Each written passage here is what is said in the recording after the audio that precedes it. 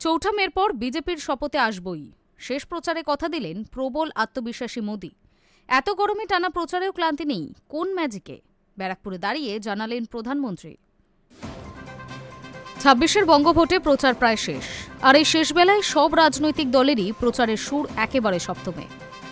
সোমবার সকাল সকাল ব্যারাকপুর শিল্পাঞ্চলের ৭ বিধানসভা কেন্দ্রের প্রার্থীদের হয়ে শেষ জনসভা করলেন প্রধানমন্ত্রী নরেন্দ্র মোদি।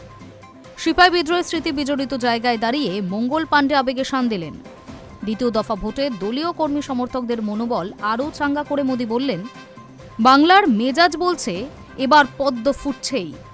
অঙ্গকলিঙ্গের পর এবার বঙ্গে পদ্ম ফোটার পালা।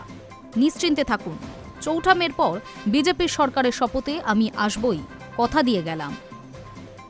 আগামী ২৯ তারিখ বুধবার রাজ্যে দ্বিতীয় দফা তথা শেষ দফার ভোট। ১৪২ আসনে ভোট গ্রহণ হবে। তার আগে সোমবার বিকেলেই শেষ হয়ে যাবে প্রচার। শেষ প্রচার। তার আগে এদিন সকাল সকাল জগদ্দলের মেগা জনসভা থেকে রীতিমতো আবেগপ্রবণ হয়ে পড়লেন প্রধানমন্ত্রী মোদি। তার কথায় বাংলায় এবার অন্যরকম হাওয়া। এতদিন ধরে এত গরমে প্রচার করছে, এত ভিড়, তবুও কোনো ক্লান্তি নেই।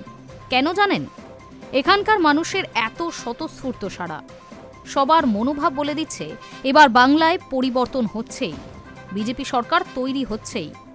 এত রোড শো করছি, আমার কাছে এটা তীর্থযাত্রার মতো পবিত্র।